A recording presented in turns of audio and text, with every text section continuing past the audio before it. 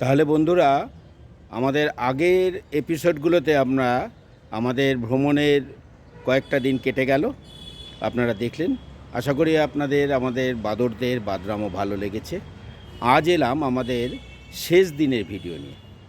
আজ সকালে আমরা গেছিলাম আমাদের আর একটা লজে, আমাদের সব ছেলের এক লজে। আগের দিন প্রথম ভিডিওতে যে লজটা দেখিয়েছিলাম সেখানে আমাদের সবার জায়গা হয়নি। মূলত একাদশ শ্রেণীর ছেলেদেরকে অন্য আর একটা ঘরে রাখা হয়েছিল বাড়িতে। আজকে আমরা প্রথমে সেইখানটা দেখতে যাব, তারপর সেখান থেকে আপনাদের নিয়ে যাব জঙ্গল সাফারিতে, তারপরে নিয়ে যাব বাটারফ্লাই পার্কে। আর এই দিয়েই আমাদের শেষ হবে এবারের এক্সকারশানের লাস্ট দিনের ভিডিও। তাহলে আর কথা না বাড়িয়ে চলুন আমরা আজকে ভিডিওটা দেখে নিই। আমি দেবাংশু, নিতান্তই সাধারণ এক পর্যটক। আসুন আমার ক্যামেরার চোখে চোখ রেখে একসাথে হারিয়ে যাই ভালো লাগার এক আশ্চর্য জগতে, যেখানে পরতে পরতে মাখানো আছে সুর।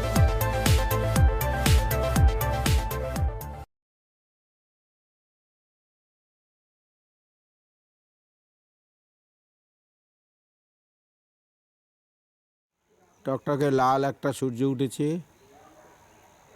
আমরা এসেছি 11-এর ছেলেরা যে কটেজে আছে সেই কটেজ দেখতে। তার পাশে এই যে মাঠ ঘাট এবং পাশে একটা ছোট নদী আছে।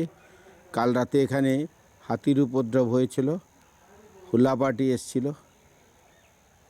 এখানে জল এবং এইসব সবজি খেতে আসে হাতিরা। এই সামনে একটা মূলো ক্ষেত, এই মূলো ক্ষেতও মুড়িয়ে খেয়ে গেছে। ইলেকট্রিকের ফেন্সিং রয়েছে চারদিকে। আমাদের অন্য ছেলেদের থাকার ব্যবস্থা হয়েছিল এই হামরোহমে। পুরো ধান ক্ষেত, এই ধান টান খেতেই হাতি চলে আসে, সেই জন্য ইলেকট্রিকের ফেন্সিং দিয়ে চারদিকটা ঘেরা। সকালবেলায় অতিথি আসছে। আমরা এসে গেছি। কোথায় গেল? এই উত্তম দা এসে গেছে আমাদের অভ্যর্থনা জানাতে। কালকে রাত্রে এখানে হাতির উপদ্রব হয়েছিল, যে কারণে আমরা এখানে আসতে চেয়েও রাত্রিবেলা আসতে পারিনি। ওই যে দেয়াল ফুটো করে দিয়েছে, ওই যে দেয়াল ওটা ভেঙে এই জায়গাটা পুরো দাঁতিও পুরো মূলো খেয়ে চলে গেছে এখানটা থেকে। অটোটা এসে না ও যাচ্ছিল ওদিকে, অটোটা হট করে থেমে গেল। আমি পড়তে এখানে দাঁড়িয়ে আছি, দেখি অটোটা এবারে পুরো পেছনে ব্যাক করলো। ও আর ফরওয়ার্ডে গেলই না, ব্যাক করতে ওইখানে গিয়ে অটো লাইটটা নিভিয়ে কোথায় পালিয়ে গেল আমি দেখতেও পেলাম না। আমার মনে হয় ও হেডলাইটে কিছু দেখতে পেয়েছে এখানে অ্যাক্টিভিটিস হাতি। আমাদের এখন জঙ্গল সাফারি শুরু হচ্ছে। এই ছেলেদের ভরা হয়েছে, এবার একটা একটা করে গাড়ি রওনা দেবে। এক করে গাড়ি স্টার্ট দিচ্ছে, জঙ্গল সাফারি শুরু হচ্ছে আমাদের।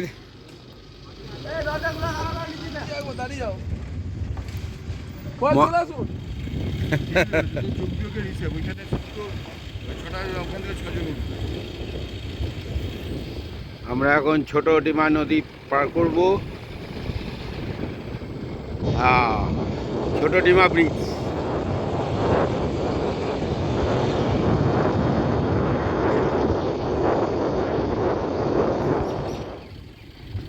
এবার লেভেল ক্রসিং এর পর আমরা বাদিকে টার্ন নেব।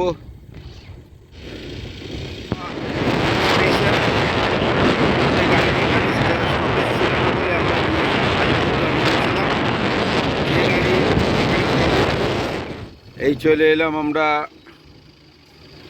বক্সা রিজার্ভের গেটে।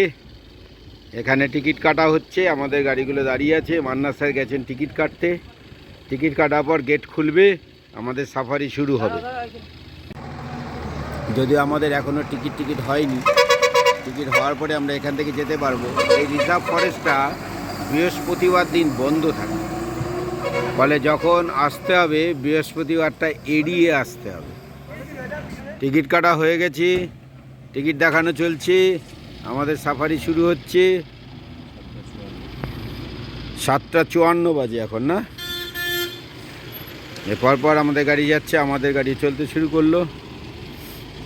ছেলেরা এবার টুকটাক খাওয়াটাকে যদি যদি বাদ দিই, খাওয়ার কোয়ালিটিটা বাদ দিলে, বাকি ট্যুর থাকার ঘোরা সব কটা অসাধারণ সুন্দর হচ্ছে। আমরা জঙ্গলের কাঁচা রাস্তায় ঢুকবো। এবার আমরা জঙ্গলের কাঁচা রাস্তায় ঢুকছি। আগের দিন আমরা এই বাদিকের রাস্তা ধরে গেছিলাম জয়ন্তীর দিকে। এই আমাদের এবার জঙ্গল সাফারি প্রকৃত অর্থে শুরু হবে।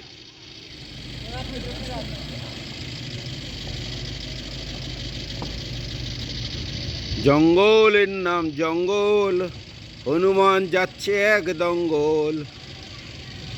আমরা সবাই ঘরে ফিরছি। হ্যাঁ, এরা সব ঘরে ফিরছে। হনুমানগুলো নিজেরাই বলছে যে আমরা ঘরে ফিরছি।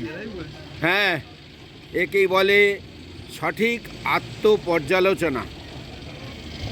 সামনেই আমরা এবার বাদিকে টান নেব, নিয়ে আরও গভীর জঙ্গলের দিকে ঢুকে যাব। আমার এই মোবাইলের ক্যামেরার লেন্সে কিছু একটা সমস্যা হচ্ছে, কোনো একটা ক্র্যাক বা কিছু এসেছে, যে কারণে একটা শেড দেখা যাচ্ছে। ওয়াও, এবার যদি একটা গজরাজ এখান থেকে বেরিয়ে আসে, না আসাই ভালো। কিছু জিনিস আকর্ষণীয় হলেও ভয়ঙ্কর। এই জঙ্গল সাফারি করতে করতে শুধুই মনে হতে থাকে এই যাত্রা যেন না শেষ হয়। এই জঙ্গলে কতবার যে সাফারি করলাম তার কোনো ইয়ত্তা নেই, কিন্তু প্রতিবারই অসাধারণ লাগে এক কথায়। সামনে দেখে মনে হচ্ছে যেন আমাদের গাড়িটা একটা গুহার মধ্যে ঢুকছে। জঙ্গলটা এমনই একটা, দেখে মনে হচ্ছিল গুহার মধ্যে ঢুকছি। বেশ গভীর জঙ্গল। যদি কেউ আশা করে থাকে যেখানে আসবে আর চারদিকে শুধু ভয়ঙ্কর জন্তু জানোয়াররা এসে দেখা দিয়ে যাবে, তাহলে তার এখানে না আসাই ভালো। আমরা ধরেই নিয়েছিলাম যে কোনো জন্তু জানোয়ার দেখতে পাবো না। জঙ্গলটা তো না দেখা দিয়ে যেতে পারবে না। জঙ্গলে একটা নিজস্ব গন্ধ আছে। গন্ধটা এটা সোদা গন্ধ, যেটা বেশ উপভোগ। এই সাফারির গাড়িগুলো বেশ রাফ অ্যান্ড টাফ। এইরকম রাস্তাতেও কি নিশ্চিন্তে চলেছে। ঝাঁকুনিটা তো আমরা বেশ উপভোগ করছিলাম। এই যে প্রশান্ত মাইতি স্যার, পবিত্র স্যার এবং আরও তিনটি বাদর এবং ট্রেনার হিসেবে আমি জঙ্গলের মধ্যে দিয়ে চলেছি। দারুণ লাগছে, দারুণ অসাধারণ সুন্দর। এবার আমাদের গাড়িটা জঙ্গলের মধ্যে ডান দিকে টান নেবে।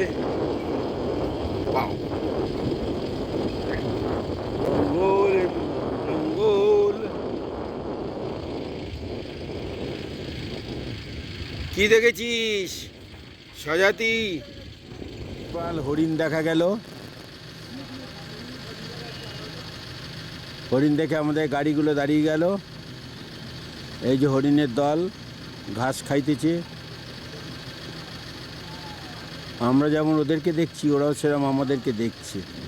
বুনো হরিণের দর্শন পেয়ে আমরা পুলকিত চিত্তে এসে পৌঁছলাম একটা ওয়াচ টাওয়ারের কাছে। আমরা এসে একটা টাওয়ারের ওপর উঠলাম। এই যে ছেলেরা এখান থেকে স্বজাতি ছাড়া কিছুই দেখতে পাচ্ছে না। তাও দেখতে পাচ্ছি, স্বজাতিও দেখতে পাইনি একটা। ওয়াচ টাওয়ারের ওপর থেকে চারদিকটা দেখা যাচ্ছে। এখানে হচ্ছে সেই একই গল্প শুনলাম একটু আগে। এখানেটা নাকি লেপার্ড দাঁড়িয়ে ছিল, আমরা আসছি শুনেই চলে গেছি। শুধু একটা অকুতভয় ময়ূর দেখলাম, খুঁটে খুঁটে কি যেন খেয়ে যাচ্ছে। কত উৎসুক মুখ।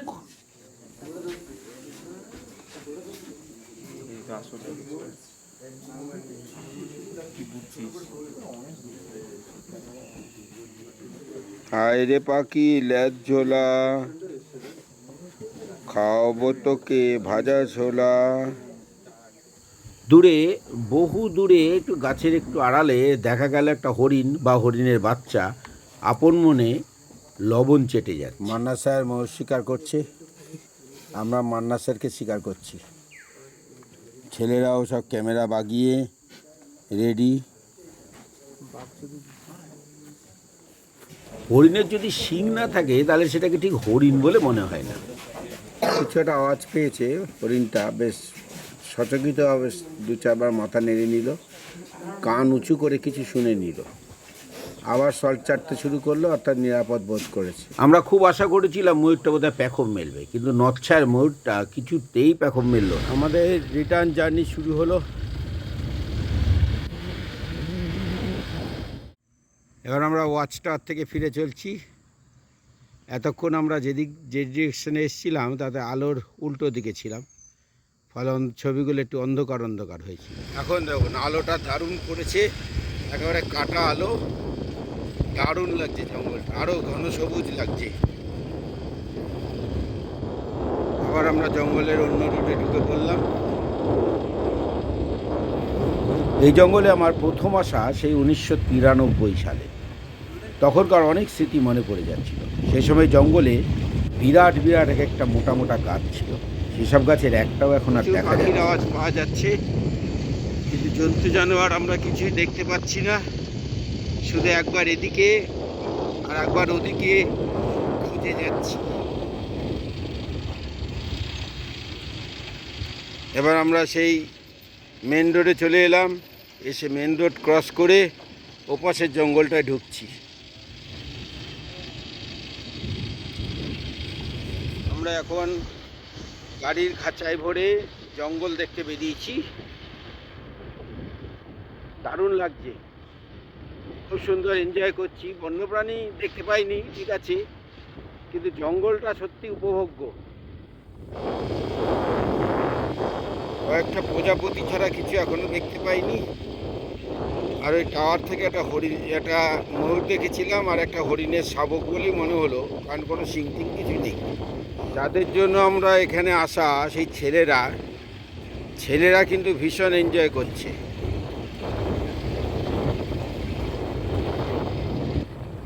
আমাদের কনভয় তার বাঁদিকে টার্ন নেবে।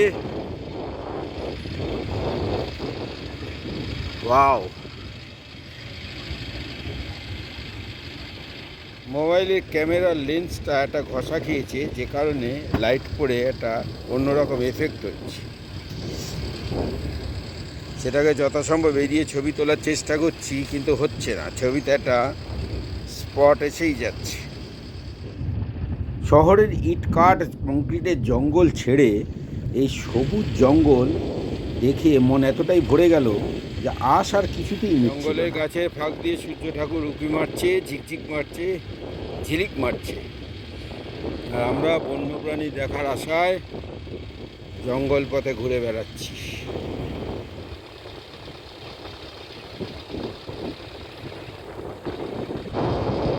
এই জঙ্গলের চারদিকে কত নাম না জানা অজানা সব গাছের সারি, তাদের খুব কমকেই আমরা চিনি। ওয়াচ টাওয়ার, এখানে আমরা থামবো না, উঠবো না, কিছু দেখবো না।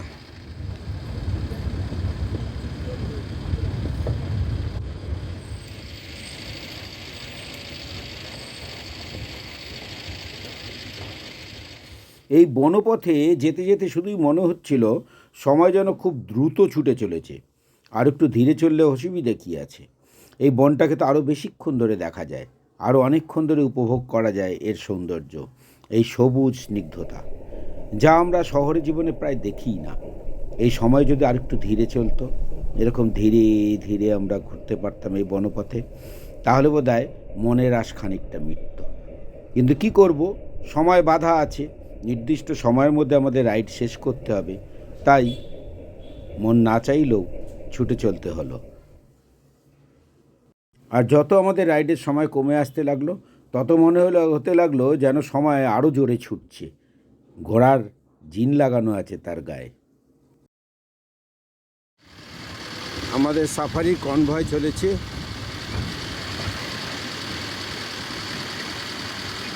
আমাদের গাড়ির পেছনে মাত্র আর একটা গাড়ি আছে, সামনে 4টে, পেছনে একটা। এবার হিসাব করে নিন মোট কটা গাড়ি আছে। হ্যাঁ, এটা সহজ অঙ্ক দিলাম।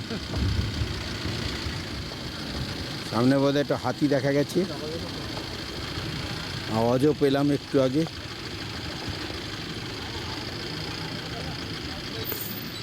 জঙ্গলের মধ্যে হাতির আওয়াজ পাওয়া যাচ্ছে, কিন্তু হাতি দেখা যাচ্ছে না। হাতি দেখার আশায় সবাই দাঁড়িয়ে আছে। একটু আওয়াজ পাওয়া গেল, কিন্তু কিছুক্ষণ দাঁড়িয়েও আমরা কোনো হাতির দেখা পেলাম না। তাই হতাশ পর্যটকরা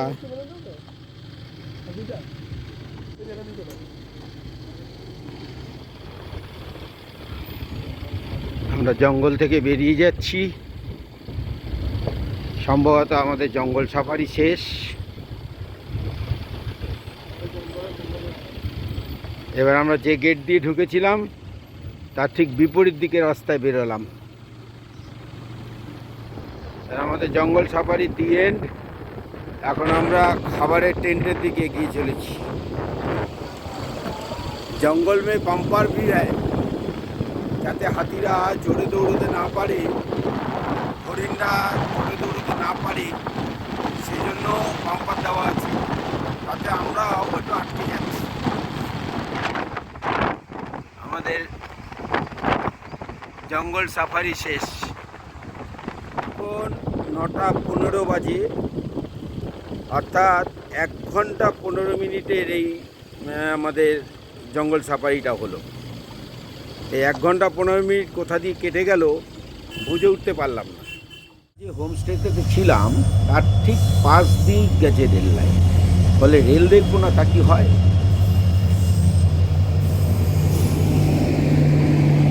ভিস্তাডোম গাড়ি যাচ্ছে। আমরা চলে এলাম বাটারফ্লাই পার্কে। A photographer being photographed. Sir আপনি বাই পার্টস ইন্টিগ্রেশনটা শেখালেন, মানে বাই পার্টস ডিফারেন্সিয়েশন শেখান একটু। ডিফারেন্সিয়েশন বাই পার্টস হয়, তুই বানা। আরে স্যার বানাবে তাই না? সবই আমরা যদি করে দেবো তাহলে তোদের কি হবে? হ্যাঁ চ, তো আমি ডিফারেন্সিয়েট করছি অঙ্গ প্রত্যঙ্গ ভেঙে বাই পার্টস। ডিফারেন্সিয়েট করবো, এটা লেগ, এটা আমাদের ডাইসেক্ট এই আমরা তখন ওখানে ওইটাকে আমরা ওভাবে ডিফারেন্সিয়েট করবো। This is leg, this is head, this is nose. আমরা রয়েছি বাটারফ্লাই পার্কে।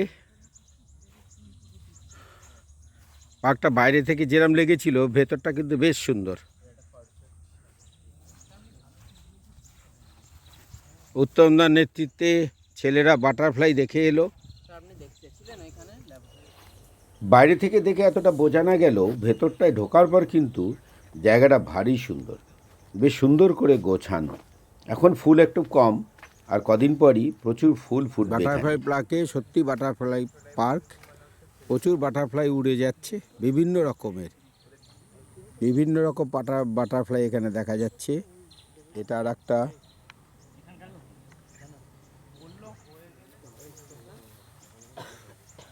ঝাঁকে ঝাঁকে প্রজাপতি উড়ে বেড়াচ্ছে এখানে। রোদ উঠেছে আর প্রজাপতিগুলো বেরিয়ে পড়েছে। এটা আবার অন্য কালারের প্রজাপতি।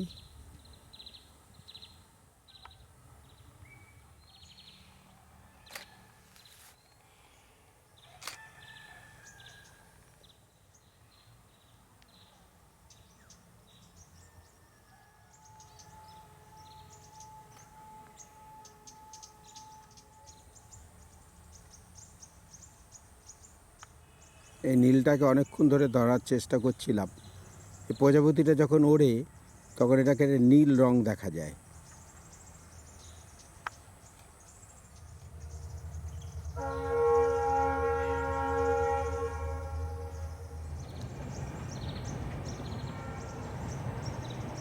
ডানাটা মেলেছে।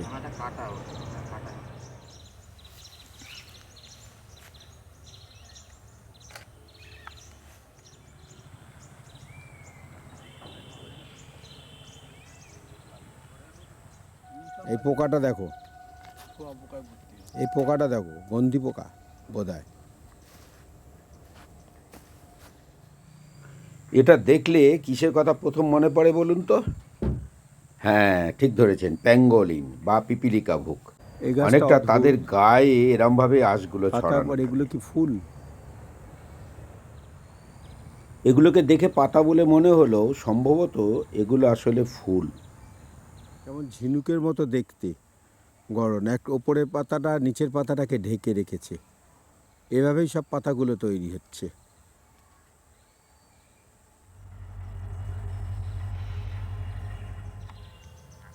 ফুলগুলো বৃন্তচ্যুত হয়েছে, কিন্তু এখনও মাটিতে পড়ার সুযোগ পায়নি। না পড়ে বেশ সুন্দর একটা লাগছে, দারুণ লাগছে, মনে হচ্ছে না একটা অন্যরকম ফুল। প্রজাপতি আর ফুল দেখতে দেখতে আমরা চলে এলাম এখানকার অফিসের কাছাকাছি। সেখানে আলাপ হলো এক ভদ্রলোকের সঙ্গে, তিনি প্রজাপতিদের সম্বন্ধে অনেক কিছু আমাদের জানালেন। হ্যাঁ, বাস্কিং করছে এখন। কিছুক্ষণ হিট নেবে, তারপরে আবার উড়ে যাবে, আবার কিছুক্ষণ উড়ে যখন ওর উইংগুলো যখন আবার ঠান্ডা হতে থাকবে, আবার ও কোথাও একটা বসে আবার একটু বাস্কিং আবার একটু হিট নেবে। নেবে। বিকেলবেলায় একদমই দেখা যাবে না। বিকালে খুব একটা থাকে না, খুব কম থাকে, মানে সানলাইট যেখানে শেড পড়ে যায় সেই জায়গা থেকে প্রজাপতি আস্তে আস্তে সরে যায়। ওই জন্য কালকে মেঘলা ছিল, বলছিল আজকে কম বেরোবে। হ্যাঁ, আজকে এই রোদটা আজকে রোদ আছে, ফগি ওয়েদার থাকলে পরেও দেখা যায় না, দেখা যায় না। আজকে সানলাইটটা আছে বলে তাও কিছুটা দেখা যাচ্ছে। বেশ ভালোই। এমনিও আস্তে আস্তে আস্তে আস্তে কমে আসবে, যত ঠান্ডা বাড়বে তত প্রজাপতির সংখ্যায় কমে আসবে। আমি রেকর্ড করলাম কিছু মনে। না, ঠিক আছে, তত সংখ্যায় আস্তে আস্তে কমে আসবে। ভদ্রলোকের থেকে অনেক কিছু জানতে পারলাম প্রজাপতিদের সম্পর্কে। আমাদের ছাত্ররাও বেশ মনোযোগ দিয়ে শুনলো সে কথাগুলো।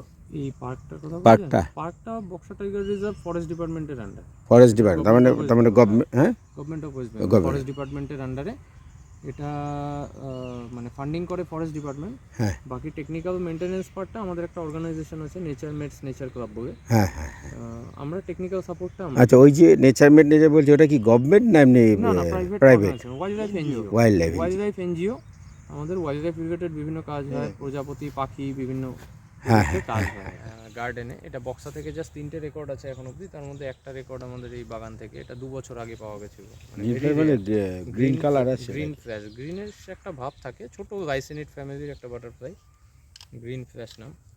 বক্সা থেকে 3টে রেকর্ড আছে, তার মধ্যে 2টো ফিমেল ছিল। আমাদের গার্ডেন থেকে যেটা রেকর্ড হয়েছিল সেটা মেল, ওটা 2 বছর আগের রেকর্ড। মেল ফিমেলের ডিফারেন্সটা? মেল ফিমেল আপনার কিছু স্পিসিসের মানে স্পেসিমেন দেখে কিছু বোঝা যায়, কিছু কালারের ডিফারেন্স থাকে, বেসিক ডিফারেন্স যেটা থাকে, নয়তো ওই অ্যাবডোমেন চেক করে বলতে হয় আর কি। সেটা কিছু স্পিসিস থাকে যাদের খুব কমন বোঝা যায় আর কি, মানে মেলের কালার একরকম থাকে, ফিমেলের কালার আলাদা, তো আপনি চট করে দেখেই ধরে ফেলতে পারবেন। আবার কিছু স্পিসিস থাকে সেগুলো বোঝা যায় না, তাদেরকে ওই অ্যাবডোমেন চেক করে তারপরে বলতে হয়। এই জায়গাটা কি সুন্দর সাজানো।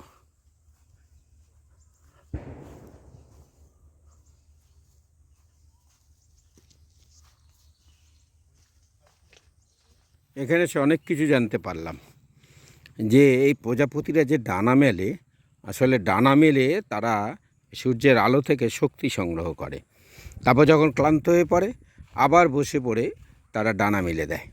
তাছাড়া যেই নাকি একটু আলো পড়ে আসে বা কোনো দিন মেঘলা থাকে, তখন এরা আর যেহেতু শক্তি সংগ্রহ করতে পারবে না, সেহেতু আর খুব একটা বেরোয় না, আত্মপ্রকাশ করে না।